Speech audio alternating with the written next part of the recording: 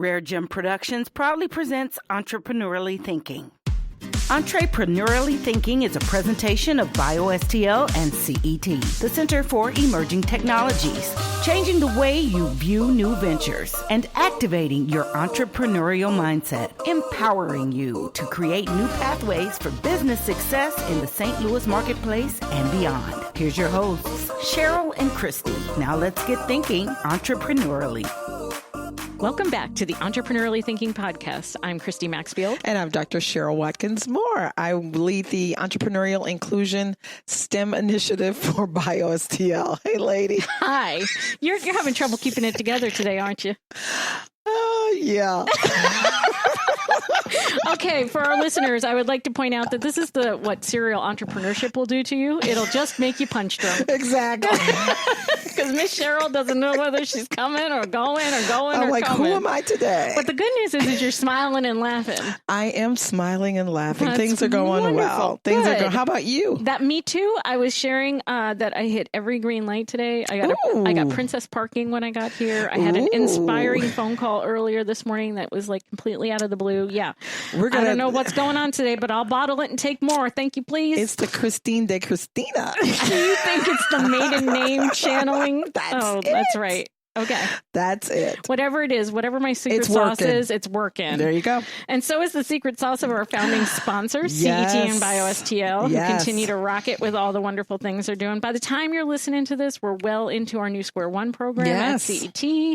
And we're coming up on the BioSTL Vision 2019 conference, which will be on October 18th. Correct. Got all my numbers right now. Correct. And as we've told you before, this is the only inclusion innovation conference that celebrates, educates, and supports women, people of color, and immigrant entrepreneurs, as well as small business owners. So we hope that you'll put that on your calendar and join us. And I just want to say, BioSTL is a great sponsor of this event, but this event could not happen without the collaboration of many organizations in our ecosystem. So we're so proud of everybody at the table, making plans to have an outstanding conference this year, guys. So wonderful. Tune in for more. VisionSTLewis.com is where you can stay on top of that, as well as visiting CETSTL.com, BioSTL.com, all the .coms.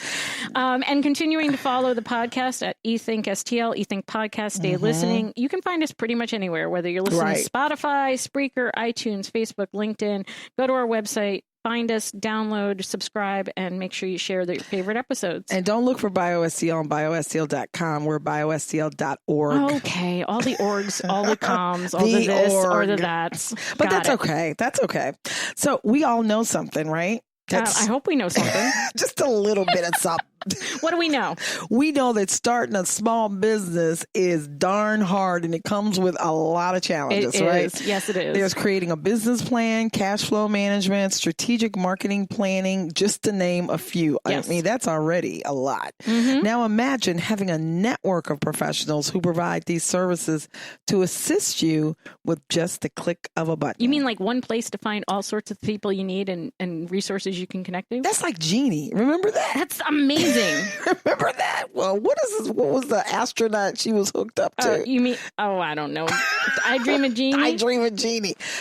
That's like this. My husband could fill in all the blanks on that. You're talking to the wrong gal.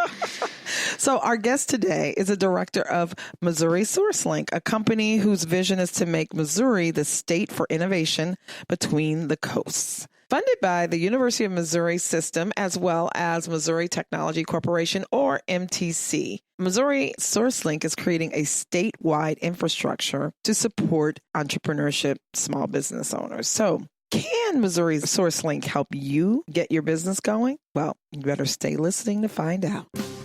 CET, the Center for Emerging Technologies, is a proud founding sponsor of the Entrepreneurially Thinking podcast. We want you to know about all the great resources they provide, including the Square One Ignite and Bootcamp programs, as well as the online startup toolkit. The toolkit has videos, articles, and other materials to help you build your business. For more information about CET's programs, visit CETSTL.com.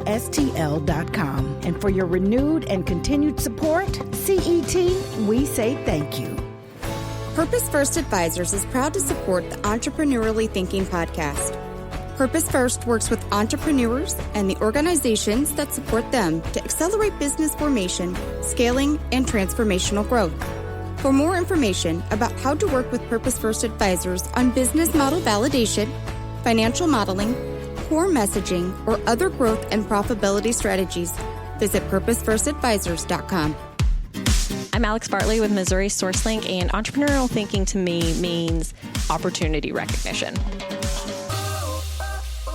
Joining us today is Alexces Bartley, Director and Network Builder for Missouri SourceLink. At her core, Alex is a connector with a deep passion for helping communities and individuals grow through access to entrepreneurial opportunities. Prior to her work with Missouri SourceLink, Alex served as the Outreach Programs Manager at Oklahoma State University's Riata Center for Entrepreneurship. So glad you could be with us today. Thank you for asking me to be here. This is great. Thank you for showing up, man. So you guys might recall a number of episodes ago, I probably should have checked what season it was in, but we talked with our friends from KC SourceLink and the big SourceLink Mama Jamma thing, right? So you might hear SourceLink in many different settings, and you might even have a SourceLink in the state you're in because that brand exists outside of Missouri.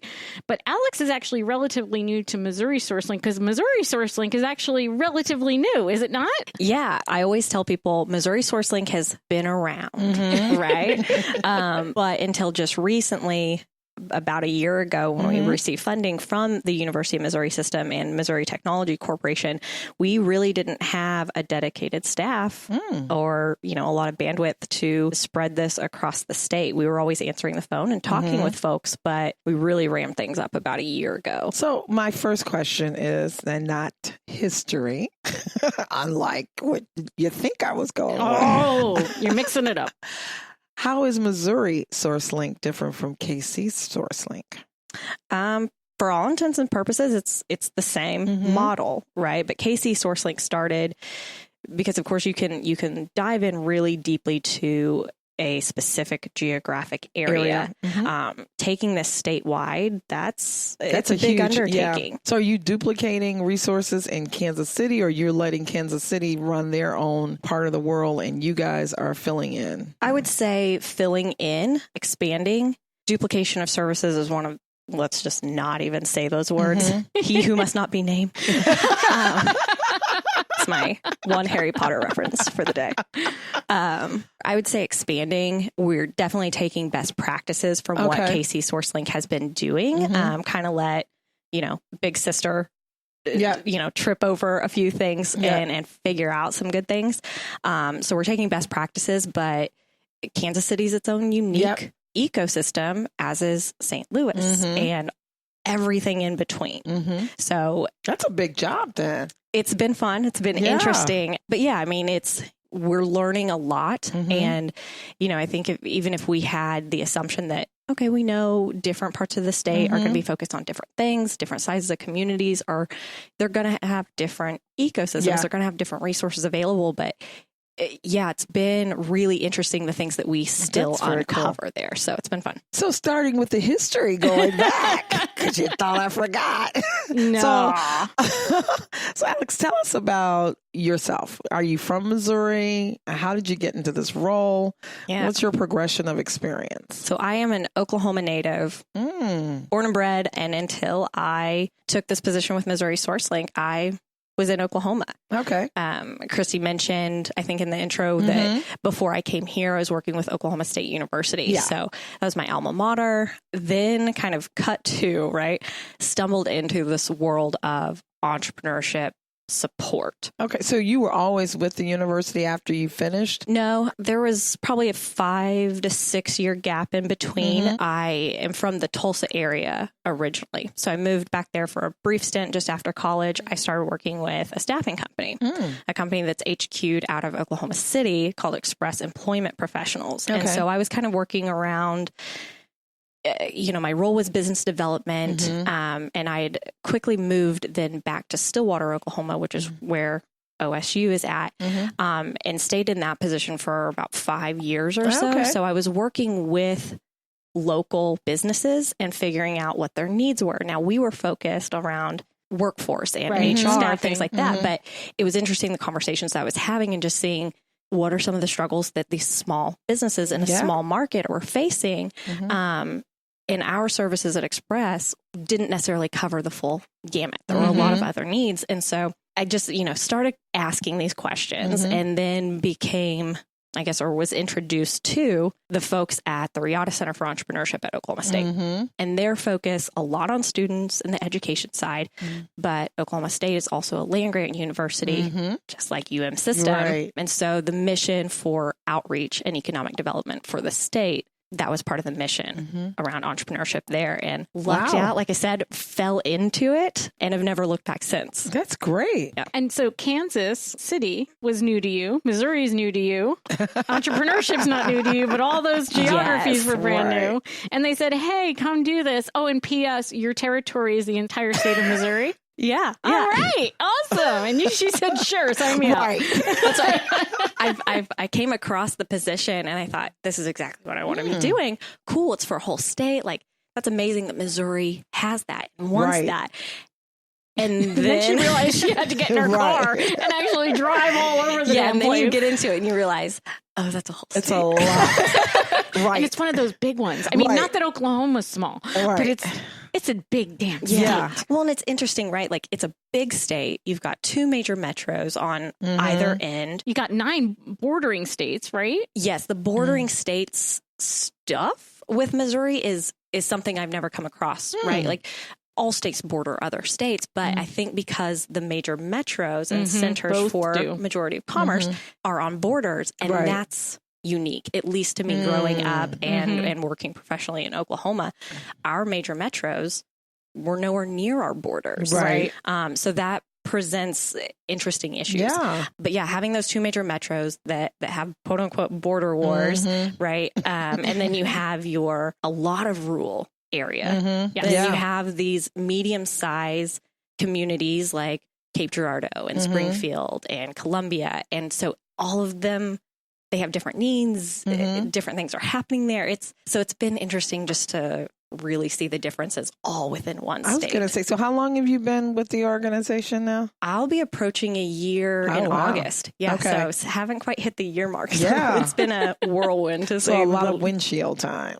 A lot of windshield time. Yeah. Well, that's got to be cool because I love your title. I love this. I'm going to steal this, network builder. That's a great title because that's exactly what you're doing across the state, right? Looking at different economies, different regional businesses, and looking at how you guys can be a source of support for them, I'm assuming, right? Yeah, that's absolutely right. The network builder comes from, right, the idea that entrepreneurship, it's a team sport wherever you go, and our social networks are extremely valuable. And so it's not just Missouri SourceLink going out and saying, this is what we think we should do. This is what we learned in Kansas City or elsewhere across the U.S., but it's working within the network of other resource providers and looking at their specific and unique needs based on their community and their geographic location and who lives there. And again, just leveraging the network to come together as a connected statewide ecosystem. Have you had any resistance? I know it sounds odd that you would have resistance, but we tend to be fairly parochial, and think that we're all super special. So I don't know, whatever state you're in, you probably think, there's nobody else like us, right? If you're not from here, you don't understand how everything works. You don't understand how the power dynamics play out. You don't understand all the things that happened way back when that still affect all the things that happen today. And then you compound that in Missouri, where frankly, the feeling is that our metro centers at KC and St. Louis get the lion's share of resources to begin with. And the other communities are often I don't want to put words in their mouth, but perhaps feeling like they're not getting the same allocation of resources relative to the larger metros. So what kind of reception has there been to really aggregating these resources, knowing that they're not distributed equally? I think everyone's really aware of that, right? And I won't say that it's necessarily been pushback. I think people have been cautiously optimistic, being very aware. And I've really appreciated the candid conversation that people have said, St. Louis and Kansas City, that's where resources flow.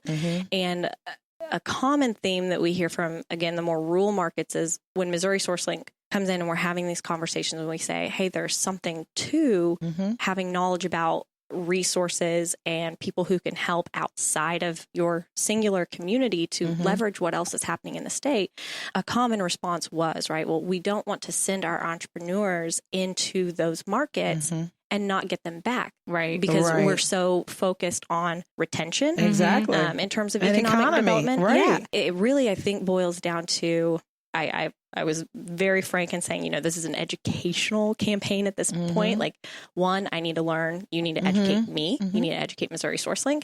But also, we need to have this conversation about rising tide raises all ships, right? It's about what's best for the entrepreneur at the end of the day.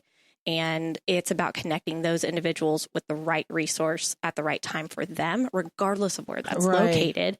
And in this day and age, most businesses, right? Like, just because you utilize a resource from somewhere else, you can access that resource from the internet, still sitting in your living room. It doesn't necessarily mean that you are going to go utilize a resource and then stay there. It's just gather the knowledge wherever you can find it and then put that in place. Well, what's interesting, over the 4th of July weekend, we traveled to, it's a small community, Owensville, Missouri. I know. Way out. It exists, and you had a wonderful time. But it's a rural area, right? And we traveled through some communities where you look at the small business footprint, you had a lot of shuttered businesses. And one of the things I was, what does the rural community and small business look like in Missouri? Is that a trend that's progressing, and how does Missouri SourceLink help with that? Because I was just shocked when, like I said, we drove through this one community that, it's pretty, I think, probably well known, but it was a lot of shuttered businesses. I think rural entrepreneurship and, rural economies, that's something that at the state level is starting to be discussed more and more, which I think is great. But yeah, when you go into a rural community, just like anything else, every economy is different. So I've really appreciated the conversations that I've had with some of those folks in that they're taking an initial analysis of what assets they have, right? And that's so important to determine, like, we can't just duplicate what we're seeing in St. Louis, Sure. And yeah, the footprint is different. Right. So it's, what do we have? What are our assets? What are our assets? And that's always what Missouri SourceLink we talk about when we're working in and with communities is, hey, that's kind of the first thing you need to do is, like, figure out what you have, what type of businesses do exist, and where your town, community, whatever is going to thrive, what kind of businesses are needed. And that's what you do.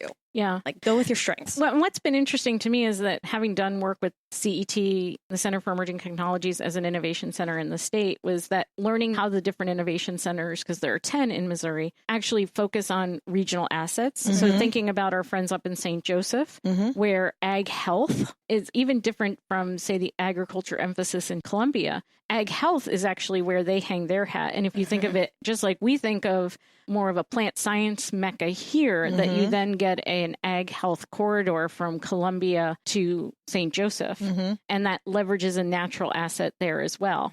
I also know that USDA has put a tremendous amount of money, particularly into supporting veterans who want to farm. Yeah. And the SBA has made a priority around rural entrepreneurship. So in a state that is mostly rural, these are really relevant conversations. I wonder, too, if I don't think in the 5+ years I've been doing entrepreneurship support services in St. Louis, I've ever had an explicit conversation with a colleague of mine from a different locale that was about, how do we help your entrepreneurs grow and help you achieve your retention goals? So I wonder if the unspoken conversation of, we're afraid they're going to leave, and on the flip side, I don't even know what they need, right?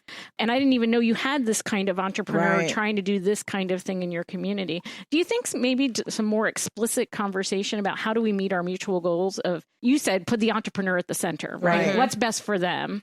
Yeah. But that doesn't mean we have to ignore the retention concerns and things like that, right? Absolutely not. I think it's just having more of a holistic conversation about, this is not the only thing that we're looking at. We also need to focus on the homegrown businesses. And, from time to time, it's going to make the most sense for the state, for the future of this entrepreneur and that business. Maybe it does need to move, right? But that doesn't mean that for a period of time, that's not going to bring in some revenues to your community or spur some other type of growth. It may cause the person sitting next to them in the coffee shop or wherever it is to start their own business or say, inspire. It would inspire. So it feeds on itself. But something else I think that's important, that when we take ourselves out of just our local, networks, our local community, and really think about, well, what's good for Missouri is good for me, right? Right. You mentioned, Christy, that in St. Louis, you're around agriculture, plant science, right? And there's amazing research and technologies being developed and being commercialized here that could be applied and that will be applied in rural Missouri. And that someone that is living and working day to day in that environment could offer valuable technical assistance, implementation, finding a place in the market for that. And so it's knowing, how can we connect those people? There's innovation happening here that could be connected to innovation or, real technical pieces somewhere in rural Missouri. And that's what we want to try and tear down the barriers around, is that this conversation now is statewide, and these resources and the available talent is more visible and accessible to others in other areas of the state. That's so how can we transfer that from county to county, region to region? So when we come back, we can pick up on that. I love that. How you connect resources, innovation, all of that. BioSTL is a proud founding sponsor of the Entrepreneurially Thinking podcast. We want you to know about all the great things they are up to, including the BioSTL STEM, Entrepreneur Inclusion Initiative, and Fundamentals program for early stage would-be entrepreneurs in the life sciences in St. Louis. You can learn more about all of BioSTL's programs by visiting biostl.org. And for your renewed and continuing support, BioSTL, we say thank you. Desiree Coleman, Good Multiplier. Entrepreneurially thinking to me means having a vision for what you want to do, keeping that vision at the forefront of your mind, and meditate on it, writing it down, figuring out how you can live that thing out day by day. Alex, you were talking about how we need to be looking at what's good for Missouri is good for our individual towns. What's good for our individual towns and regions is good for Missouri. And this idea of unlocking talent. Yes. Yeah. So when folks hear that, I mean, for me, that's exciting. And folks might say, well, yeah, you're in St. Louis. Of course, it's exciting to you to poach our talent and take our people. And but I would imagine, too, if I am a farmer in rural Missouri and I have the chance to be part of something from the beginning, there's ownership opportunities as much as there are consulting opportunities, as much as there are any other type of mentor or support service that might be provided. So are you seeing some excitement about that? Yeah, definitely. And honestly, rural Missouri, for the most part, they're welcoming that. They're excited about knowing that others are focusing on this too, this kind of sharing of resources, dispersion of talent and knowledge, and that innovation. Yeah. I mean, think about Apple,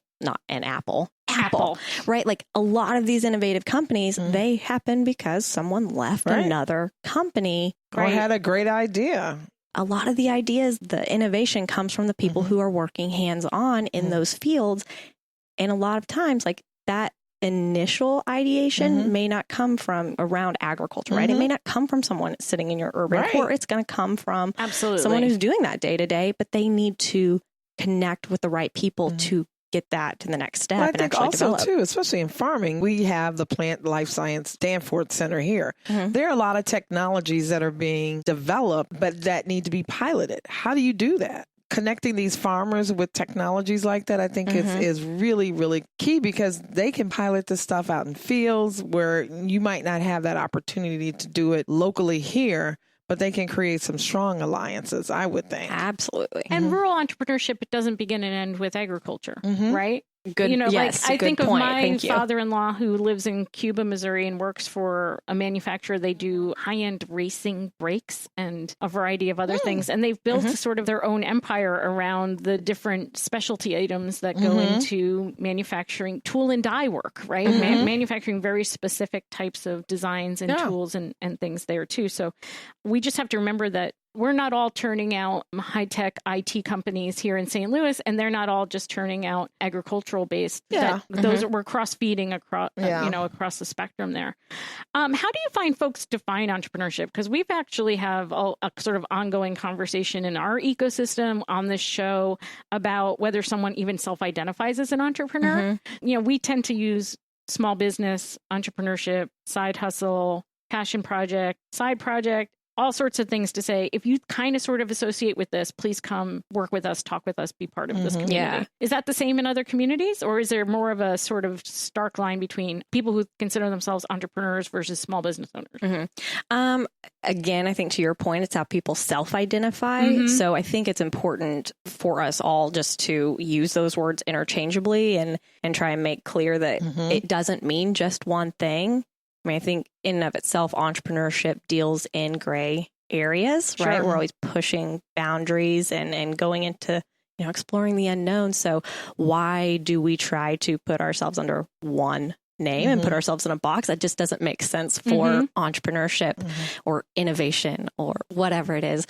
So yes, I think that conversation's happening around the state. Again, not to continue to go back to rural entrepreneurship, but I think there, because the majority of businesses right now, and really this number is equivalent across the state, but the majority of small businesses, entrepreneurial firms, whatever, are primarily micro enterprises and Main Street businesses. The innovation-led type businesses that we think about when we talk about tech and bioscience, life science, those constitute like 1% of all businesses, right? So it's an important number. There's a lot of job growth that comes from that, but most people, right, if that's going to be your definition of innovation and entrepreneurship, most people wouldn't fit under that because the majority of business owners in Missouri and across the U.S.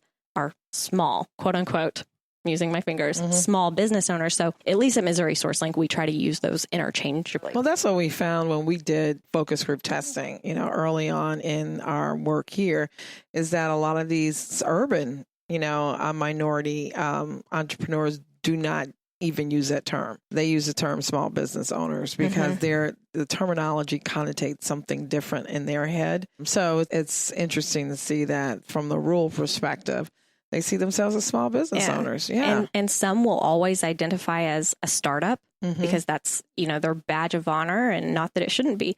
And some will say, we were a startup, now we are a small business or just a business. Wow. So when someone's interested in checking out Missouri SourceLink, what sort of business or service should be looking and what should they be looking for, and how would they find themselves? Like, if I'm a Main Street business, or I self-identify as a small business owner, or I walk around saying I'm a startup entrepreneur, I imagine all of those folks can find something on Missouri SourceLink. So how are you structuring stage type? Yeah, ideally, as a state, we should have resources that serve any type of business at any stage for any type of need that they might have, because every business is different. So starting there, you've got to boil it down a little bit. The language that we speak in, we've categorized 4 main types of business. So you're looking at your micro enterprises. Those are your sole proprietorships. They're really primarily there to earn a little bit of additional income for that founder. Not going to hire employees, really not going to scale. You got your Main Street businesses. Those are doctors' offices, restaurants, bakeries, the things that give our communities kind of their lifeblood in there. Sure. And then you've got your innovation-led companies. Those are high-tech, scalable,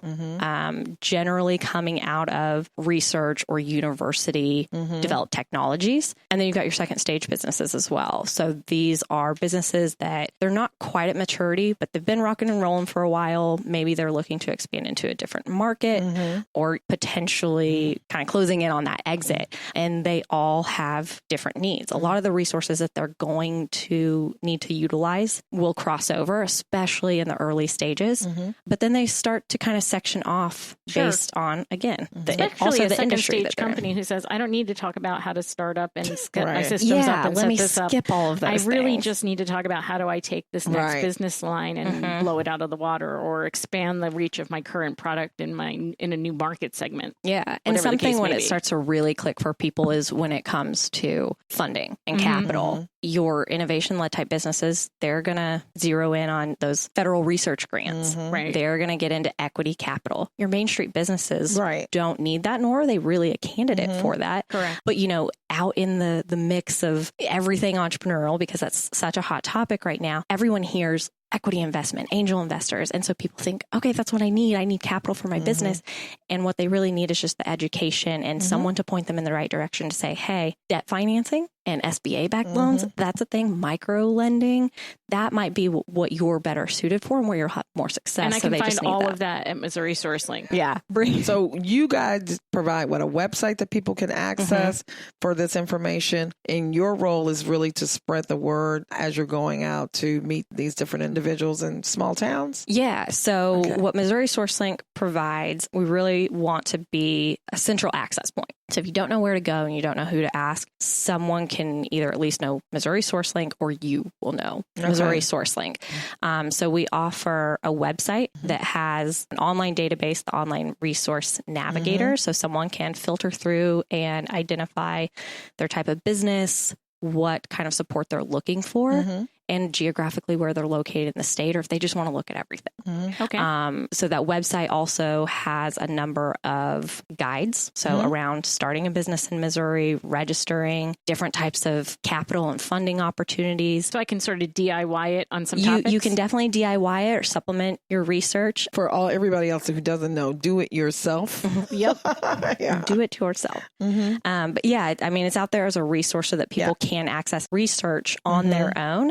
But along every step of the way, right, what Missouri SourceLink really prides itself in is this is not just a Google search. These are vetted resources that we've talked to the resource providers to figure out what services they offer and to what kind of entrepreneurs at what stage of business those services are meant for. So it cuts down on the navigation time, but it's referring entrepreneurs into the Missouri resources that are available to help them. You also talk to the entrepreneurs who use those resources as well, right? So then you can say, yeah, they actually do what they say they do. Yeah. So that's the other thing. So online, they can find all of this cool stuff, but then we also operate a hotline. So this is the part I love because you can talk to a real human being. Yeah, you talk to a real human being. That's amazing. Monday through Friday, 8 to 5. If not, leave a message. We call you back. But that's the really cool part about what Missouri has that a lot of other states don't have is that, you've got a question or you're just kind of have an idea and you're not sure what to do, you can call and you talk to a real person and we hear what you're interested in. We ask some questions. We put together what we call personal action plan. So again, that's awesome. Uniquely tailored. And in that action plan, it's giving you a clear roadmap of, hey, here are the things that you want to look at first, or just making sure that the resources that we're going to refer you to in Missouri, you are actually a good candidate for and you are ready for. So you don't have to deal with that. Well, someone gave me your name and then you get there and they say, no, I don't know why they told you to come here. So we take some of that headache out of it, hopefully to put people on the right path and start and grow those businesses stronger and faster. So we start to see that return in Missouri. So almost a year in, what's on the horizon for the future for Missouri SourceLink and what you're doing? So right now, some exciting stuff is getting ready to happen. So we're closing in on our first full-blown year of operations and boots on the ground. And so we are getting ready to publish initial reports on kind of what's the state of jobs in Missouri and the environment for capital in Missouri. So we've been at it long enough. We've developed some relationships with the resource providers across the state, and we've been talking to a number of entrepreneurs that are calling in. We've been at events, all those things. So general just kind of analysis of what do we have in Missouri? What does that mean? Where maybe are there some gaps so that we as the network, right, of resource providers can come together and make some data-driven decisions about, okay, how can we better serve the entrepreneurs and small business owners in our state? Awesome. And how can we do that collaboratively? Cool. Very cool. So you're also publishing what I call the subway map, right? So if you've been part of the St. Louis ecosystem, you know we have a lot of different maps, but they're more like solar systems, pinwheels. Yes. They're dots. that are connected by lines. And but if you actually tried to navigate by them, you'd be walking in circles. But that's because we're just trying to document what exists, not necessarily help you get from point A to point B, right? One of the things I've always sort of coveted from Kansas City was what I call the subway map, because it really sort of like get on the red line if you're this kind of entrepreneur, get on the green line if you're this kind of small business. And actually not just these are the things that exist, but how you might actually navigate in the absence of a personalized plan. Yeah. Right. And you're doing that for the state of Missouri? For the state of Missouri. Wow. Girl, no wonder you're tired. Well, and I cannot take full credit, right? We do have a small but mighty team at Missouri SourceLink who... Yeah, I don't have these kind of design skills, but probably by the time that the podcast comes out, we call it the resource rail. Great. So it's the Missouri resource rail. These are printed and they're going to be at your chambers, your libraries, your city clerks, your SBDCs, small business development centers. But you can also access this kind of physical snapshot, if you will, on our website. So you can use the resource navigator to kind of filter and pull up results for yourself. Very cool. Or you can look at this statewide picture. And Christy, to your point, what's unique about what Missouri SourceLink does in putting the resources in this kind of design is that, you get to see all the resources that are available, but it pieces it together for you by, again, that type of entrepreneur or small business that you are and at what stage. And it puts the resources in a rail or a pathway form. So, you can identify kind of where am I and maybe what's coming next? What do I need to start looking at? It's just a good supplemental piece so that someone also understands what is the development kind of cycle of a business and what different resources do these different types of entrepreneurs and small businesses. What type of resources will I utilize along the way? That's really exciting because figuring out not just what exists, but then how might I use it? In what order might I use these resources? How may I access them? And for me, I'm still very tactile, right? I love that it's online and I can get it 24 hours a day, no matter where I am. And that I could go pick up a printed copy and sort of write my own notes on it and follow my own pathway. And I can call somebody. And then I can call to it and talk to a human being. To a human being. That's freaking amazing. It won't be, please hold. Please hold. Right. There's only so many literal questions you can ask of a search engine, right? Yeah. Before you say, listen, let me explain what I'm trying to do here. But that's great for a small business owner. I mean, it's hard enough trying to get your business off the ground. It's all these different plans that you got to create but having the resources to help you, I think is tremendous, and providing a pathway for that. It's great. So where would we find this wonderful resource? I'm going to let you give the URL so I don't do the wrong extension, so to speak. Yeah. So I think just Missouri SourceLink, www.MO SourceLink.com. That's going to just get you into the hub, right? The resource rail specifically, we're working on an ebook version of that. Should be up later this week. Yeah. So by the time you're listening to this, we're going to be really close to the Vision Conference, and Alex is going to be at the Vision Conference with us. We're going to have all her materials there, as well as some other navigational tools and resources, some human beings to talk to as well, because we think that's really important and valuable. Yes. I'm sure there's a mailing list that they can get on and stay apprised of all the things that get added to the website and all the new people and connections you make and the networks you build. Yep. So you can add your email address if you want to receive the newsletters. If you are an entrepreneur, if you are a resource provider, I really encourage you also to, one, make sure that you are being represented within Missouri SourceLink so that entrepreneurs can be referred to you for the services that you offer. And you can add information onto the website. Entrepreneurs, everything that they need is there on the website as well. Phone numbers to call if you want to talk to those real people, get your personal action plan. A printable or downloadable version of the rail, but also that online resource navigator, a blog, all the things. Wonderful. All the things. So make sure you check that out. And Alex, thank you for making, making a stop in St. Louis and making us part of your agenda while you're here. We really appreciate it. Definitely. We're on the rail. We're on the rail. You are on the rail. changing the way you view new ventures, unlocking your creativity and innovation, igniting your thinking about entrepreneurship. It's Entrepreneurially Thinking. Get connected and discover more. Visit entrepreneuriallythinking.com to listen to all your favorite episodes and learn more about our guests, hosts, and sponsors. Feeling inspired? Be sure to share your thoughts, questions, and stories in the comments section. And don't forget to leave us a 5-star rating on Apple Podcasts. The best way to show love is to share and subscribe. Let everybody know that you're entrepreneurially thinking.